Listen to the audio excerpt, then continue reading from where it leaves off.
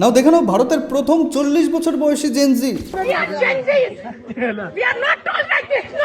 যাকে বর্তমানে হিন্দু মুসলিম সবাই এক হয়ে খিস্তি মারছে। লাদাখের মিনামার্গ চেকপোস্টে এই মহিলা ইন্ডিয়ান আর্মির অফিসারদের সাথে ঝামেলা করছে। ঘটনাটা হলো লাদাখ আর কাশ্মীরের ওই বর্ডার এরিয়াগুলো ভীষণ সেন্সিটিভ। সিকিউরিটি চেক, ল্যান্ডস্লাইড বা মিলিটারি কনভয় পাস করানোর জন্য মাঝে মধ্যে সেখানকার সাধারণ ট্রাফিক আটকে দেওয়া হয়। ওই দিনও সিকিউরিটি রিজনকে সামনে রেখে পুলিশ এবং আর্মি রাস্তা বন্ধ করেছিল, কিন্তু ওই মহিলা জ্যামের মধ্যে আটকে দেখে নিজের পেশেন্স হারিয়ে ফেলে এবং ছোট লোকের মতো সোজা আর্মির সামনে গিয়ে ক্যামেরা অন করে চেল্লামিল্লি শুরু করে দেয়। এখানে সবচেয়ে মজার বিষয় হলো তার অদ্ভুত ইংলিশ। রেগে গিয়ে আর্মির অফিসারকে ইংলিশের 12টা বাজিয়ে বলল,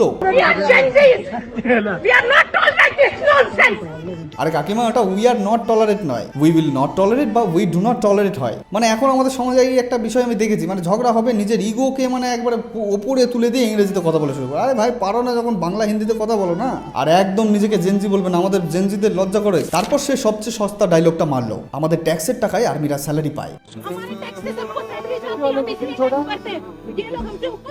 আর ম্যাডাম, আপনি হয়তো জানেন না, ইন্ডিয়ান আর্মির জওয়ানরা অ্যাডভান্সে ট্যাক্স পে করে। আর আপনি যে ট্যাক্সের গরম দেখাচ্ছেন ওই সামান্য টাকা দিয়ে, কারণ জীবনের রিস্ক কেনা যায় না।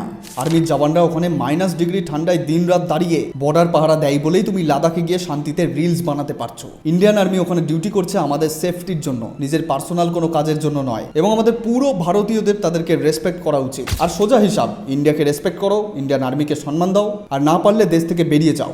জয় হিন্দ। अपने जवान भाइयों को, जिनकी वजह से हम लोग अपने घर में सेफली सो पाते हैं, हम जैसे बदतमीज लोग फ्रस्ट्रेशन में आके कुछ भी बोल देते हैं, जबकि आप लोग हमें कभी कुछ नहीं बोलते। हम